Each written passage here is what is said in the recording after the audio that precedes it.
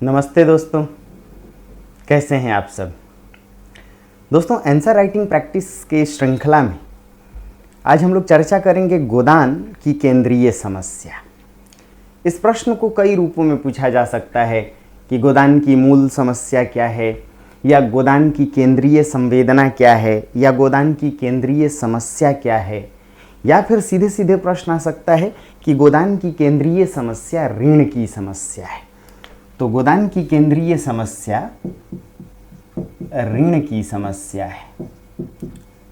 Doctor Ramvilas Sharma का ये statement है, और इसको समझने के लिए आप थोड़ा इतिहास में जाइए। दोस्तों, अंग्रेजी शोषण या जो औपनिवेशिक शोषण था, यह वास्तव में तिहरे प्रकार का शोषण था। एक तो अंग्रेजों ने हमारी कृषि पर उच्च मालगुजारी को लगाया, यानी लगान उच्च लगाया। ऊपर से यदि आप स्थायी बंदोबस्त या जमींदारी व्यवस्था की बात सुन ही रखे हैं इतिहास में, जीएस में, तो स्थायी बंदोबस्त, ऊपर से जमींदारों को एक प्रकार से अपना एजेंट नियुक्त किया।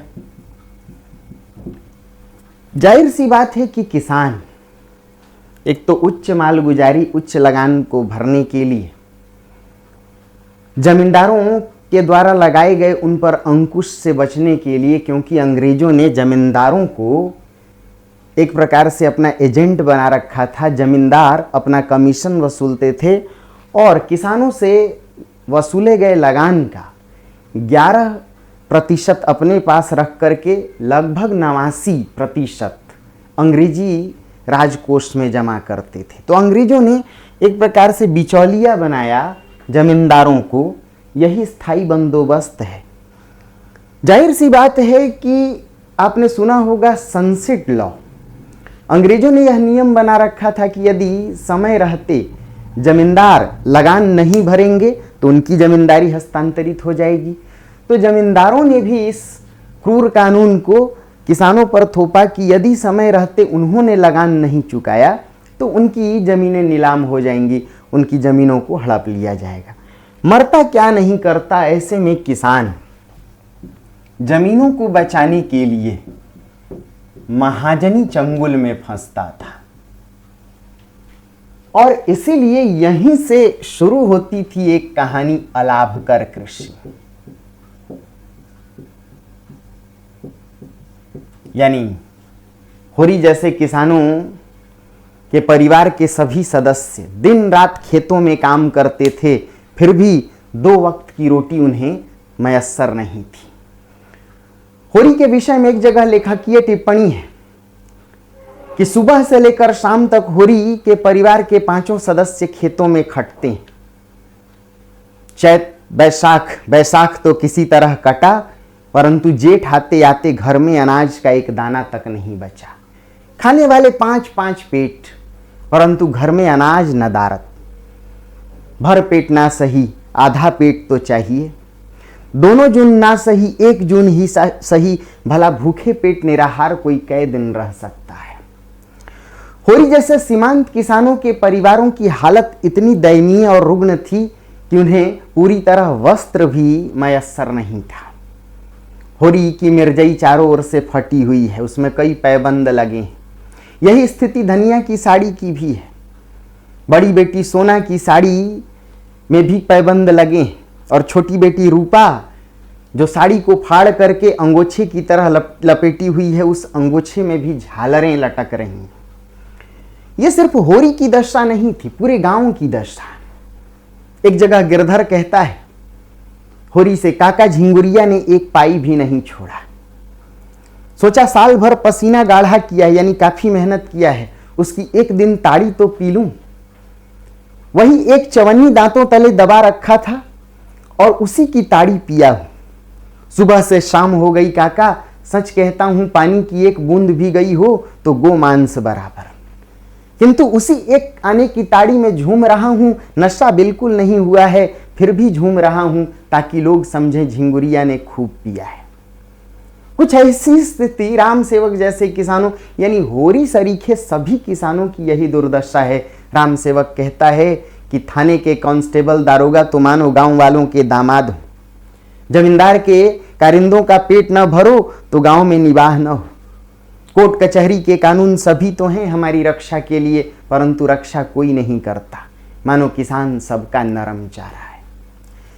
जाहिर सी बात है इस अलाभकर कृषि से आजिज आकर ही तंग आकर ही होरी जैसे सीमांत किसानों के बच्चे गांव छोड़कर शहर की ओर पलायन होने को विवश हैं। यानी गोदान कहीं ना कहीं ग्रामीण व्यवस्था के शहरी विस्थापन की कथा है।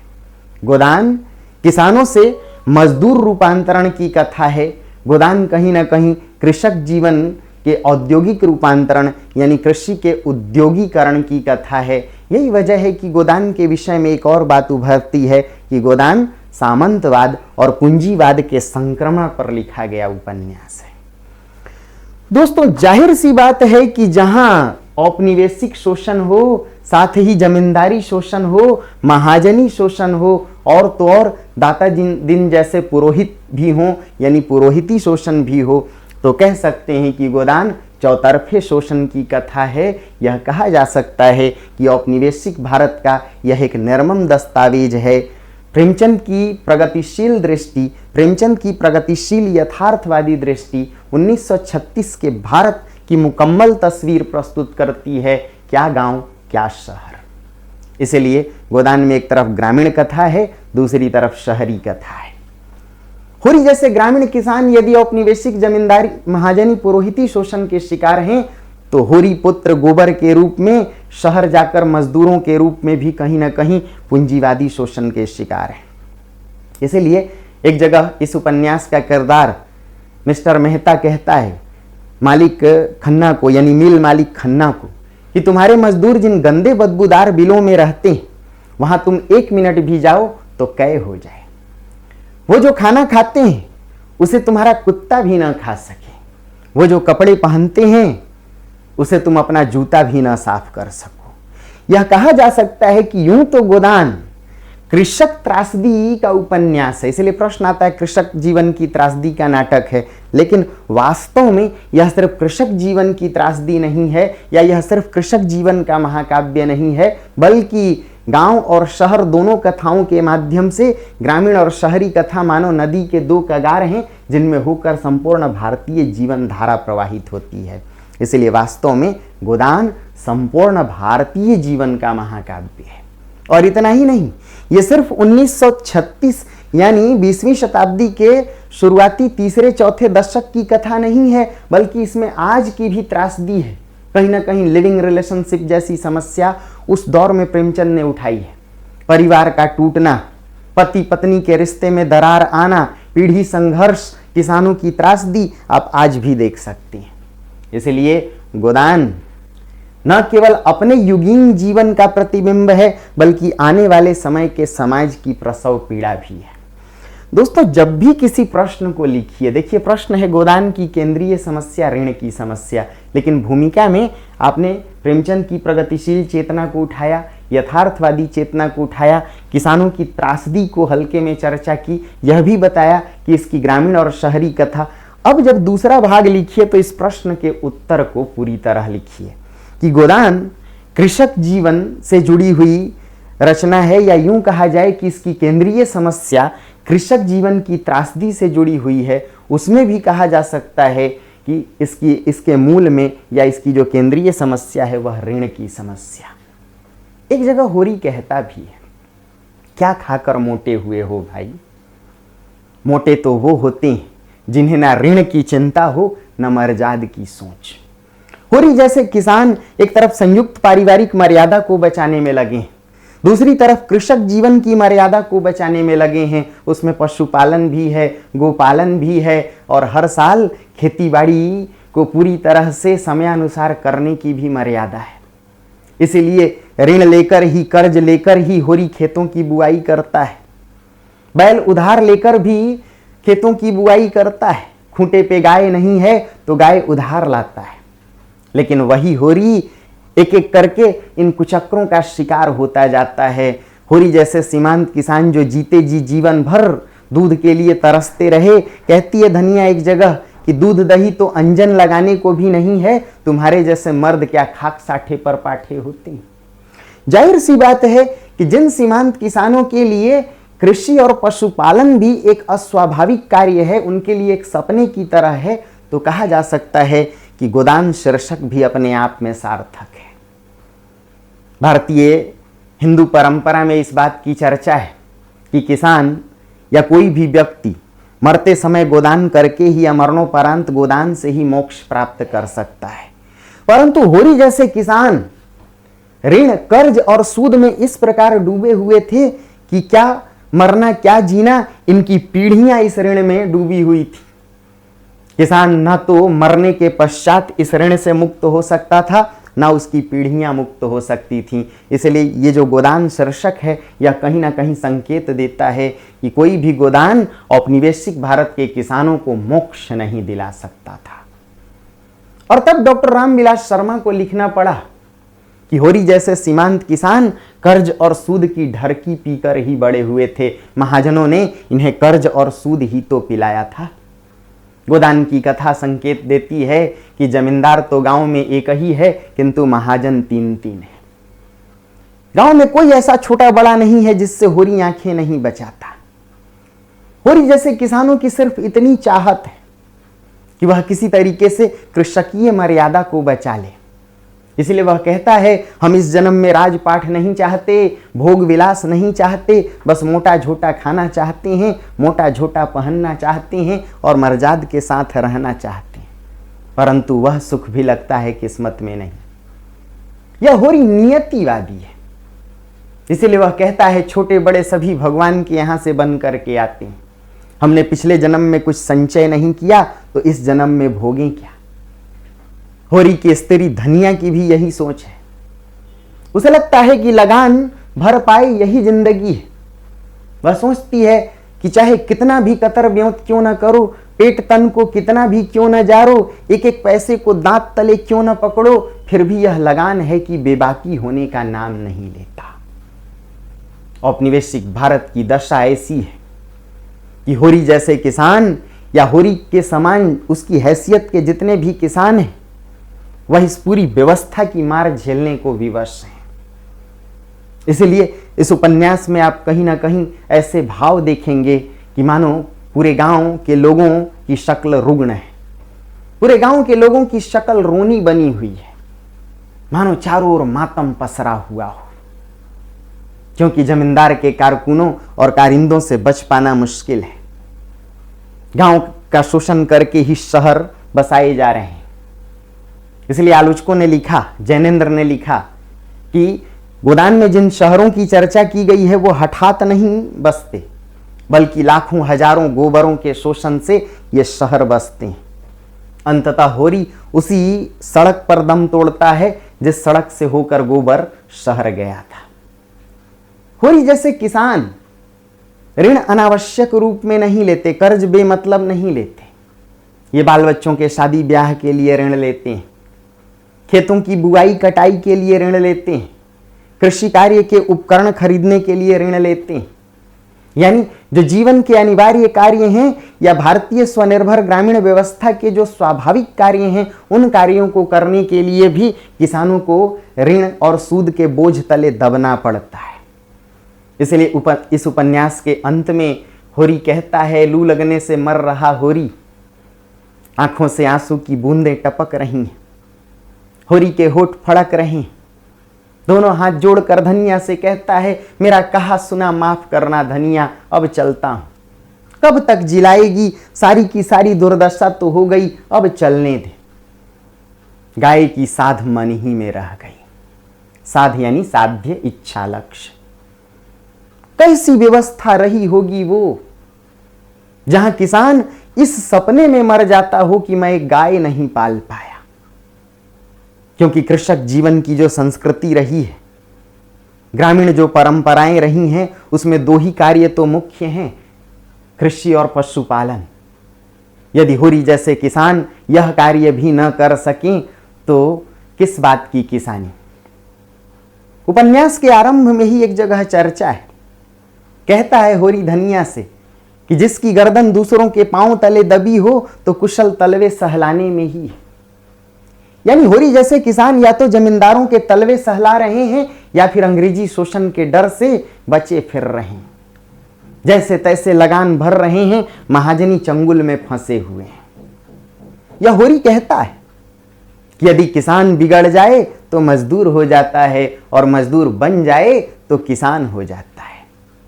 और वही होरी जब अपने ही खेतों में बंधुआ मजदूर बनने को विवश होता है, जब वह कर्ज नहीं लौटा पाता है, तो उसी होरी के मुंह से आप सुनेंगे जहां होरी कहता है मजदूरी करना कोई पाप तो नहीं। समझा जा सकता है कि उस पूरी व्यवस्था में कर्ज में ही भारतीय कृषक समाज या ग्रामीण समाज डूबा हुआ था। महज 2-3 लोग या तो बिचौलिए के रूप में समाज का मालपुआ भकोस रहे थे, या यूं कहें कि व्यवस्था के पक्षधर थे, व्यवस्था का लाभ ले रहे थे। बाकी सब लोग होरी जैसे किसान के रूप में थे जो जीवन पर्यंत कंठ तक कर्ज और सूद में डूबे रहे। इसलिए इस उपन्यास की जो केंद्रीय समस्या है वो वास्तव में ऋण है। होरी मरता नहीं, वह कर्ज के कारण ही मरता है। जो होरी शादी ब्याह को सामाजिक मर्यादा समझता है, संयुक्त पारिवारिक व्यवस्था को मर्यादा समझता है, आप समझिए कि छोटे भाई हीरा के घर की तलाशी को रोकने के लिए ये वही हीरा है जिसने होरी की गाय को जहर दिया है और जहर देके भाग जाता है। फिर भी होरी संयुक्त पारिवारिक जीवन की मर्यादा को समझता है। उसके घर की तलाशी न हो इसीलिए वह दारोगा को रिश्वत देता है, वो भी कर्ज लेकर। यह समझा जा सकता है। होरी बच्चों की शादी को भी एक मर्यादा के रूप में देखता है। इसलिए बड़ी बेटी सोना की शादी 200 रुपए कर्ज लेकर धूमधाम से करता है, किंतु व्यवस्था की मार वह झेल नहीं पाता है। छोटी बेटी तक आते आते वह कर्ज में इस प्रकार डूब जाता है कि अपनी छोटी बेटी रूपा को एक अधेड़ व्यक्ति या अपने से भी अधिक उम्र के व्यक्ति के हाथों मानो भांट देता है, बेटी बेच देता है। वह उल्टा पैसा लेकर बेटी बेच देता है। अपने यहाँ समाज में बेटी बेचवा जैसी संकल्पनाओं को आपने सुना होगा। ना तो होरी मर्यादा बचा पाता है, ना कृषक जीवन की साख को बचा पाता है। उसे लगता है कि बीच चौराहे पर उसे किसी ने खड़ा कर दिया है और जो आता है उसके मुंह पर थूक कर चला जाता है। यानी कृषक जीवन में जो ऋणग्रस्तता है वह स्वाभाविक रूप में, एक तो चौतरफा शोषण, औपनिवेशिक जमींदारी, महाजनी पुरोहिती, ऊपर से जो औपनिवेशिक कुचक्र है, इन्होंने कुटीर उद्योग धंधों को तहस नहस कर दिया था। खाद्यान्न फसलों की जगह नगदी व्यवसायिक फसलों को उगाने के लिए विवश किया था। ऐसे में किसान बेचारा करता क्या? ना तो वह खाद्यान्न फसलों को उगा सकता था, ना ग्रामीण कुटीर उद्योग धंधों को कर सकता था, क्योंकि उस पर भी टैक्स थे। और जो भी थोड़ी बहुत खेती बाड़ी थी उस पर माल गुजारी या लगान का दर इतना ऊंचा। ऐसे में एक तो अलाभकर कृषि, दिन भर मेहनत के बाद भी उसे कुछ भी मिलने को नहीं। इसलिए होरी, गिरधर, शोभा, हीरा ऐसे सभी किसान उस व्यवस्था से त्रस्त हैं जिस व्यवस्था को आप कह सकते हैं औपनिवेशिक शोषण या चौतरफा शोषण, और उस शोषण से उत्पन्न ऋणग्रस्तता। तो इस मुद्दे को जब आप लिखेंगे तो एक कहानी ही नहीं बल्कि इसमें इतिहास भी है, समाज भी है। आप दर्शा सकते हैं कि किसान क्यों ऋणग्रस्त हैं। मिस्टर खन्ना जो आरंभ में एक बैंकर है और उसका एजेंट है झिंगुरी सिंह, मिस्टर खन्ना के पैसों को झिंगुरी सिंह गांव के किसानों को कर्ज के रूप में देता है, और गांव के किसान उस कर्ज को लौटा नहीं पाते, या तो उसकी जगह सूद भरते हैं या फिर झिंगुरी सिंह उनके खेत में खड़ी फसल यानी गन्ने की फसल को खेत से ही तुलवा लेता है। आपको लगता है कि गोदान जैसे उपन्यास में जो उद्योग बसे वो किसानों को ही चूस कर बसे, ये बात बिल्कुल जायज है। अब जरा समझिए, किसी भी उद्योग को बसाने के लिए 3 ही चीजों की आवश्यकता पड़ती है, कच्चा माल, पूंजी, श्रम। ये 3 मूलभूत चीजें हैं। कच्चा माल किसानों से उगाहा गया गन्ना, पूंजी उनसे उगाही गई सूद की रकम, और सस्ते मजदूर श्रमिक, इनके बच्चे विस्थापित होकर मजदूरों के रूप में रूपांतरित होकर शहर में रहने को विवश हैं। इसीलिए मिस्टर खन्ना जो बैंकर है, बैंक से लेकर मिल मालिक तक का उसका सफर वास्तव में किसानों के शोषण का रूप है। यानी गांव को चूस करके, गांव का शोषण करके, गांव को विस्थापित करके ही गोदान के शहर बसते हैं। किसान उखड़ के मजदूर बनते हैं। ग्रामीण संयुक्त पारिवारिक व्यवस्था चटक करके, चरक के, दरक कर, टूट कर एकल पारिवारिक व्यवस्था की शक्ल लेती है। इसलिए गोदान की कथा गांव से शहर की ओर, किसानी परंपरा से मजदूरीकरण की ओर, कृषक व्यवस्था का औद्योगिक रूपांतरण की ओर और सामंती व्यवस्था का पूंजीवादी रूपांतरण की ओर अग्रसर है। और इन सब के मूल में किसानों का शोषण है। इसलिए कुछ लोगों ने कहा कि इसकी शहरी कथा बेमतलब है। प्रभाकर माचवे ने एक चिट्ठी लिख के कहा था प्रेमचंद जी को कि इसकी शहरी कथा निकाल दी जाए, लेकिन नेमी चंद्र जैन या डॉक्टर जैनेन्द्र, इन लोगों ने कहा कि ना, इसकी शहरी कथा किसानों के शोषण को मुकम्मल रूप में दर्शाती है, क्योंकि शहरी कथा यह व्यंजित करती है कि शहर किसानों के शोषण पर ही बसे, किसानों की कब्र पर ही शहर बसाए गए। किसानों को ऋण में डालकर, उनको कर्ज में ढकेलकर, उनसे सूद उगाह कर, उनसे लगान वसूल करके ही शहर बसे। यानी शहर में जो ठाट है, जो मौज है, जो मस्ती है, वो किसानों की भूख प्यास का नतीजा है। इसलिए आज के जो किसान आंदोलन है, उनसे आप इनको जोड़ सकते हैं। हालांकि किसान आंदोलन हूबहू गोदान का आंदोलन नहीं है, उसमें कहीं ना कहीं वो राजनीति प्रेरित भी है।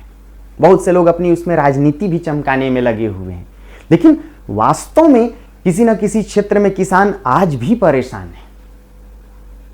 तो आप ये भी कह सकते हैं कि जो गोदान 1936 में लिखा गया, वो समस्याएं आज भी कहीं ना कहीं उभर करके आ रही हैं। इसलिए वो समस्याएं आज भी प्रासंगिक हैं। गोदान आज भी प्रासंगिक उपन्यास है।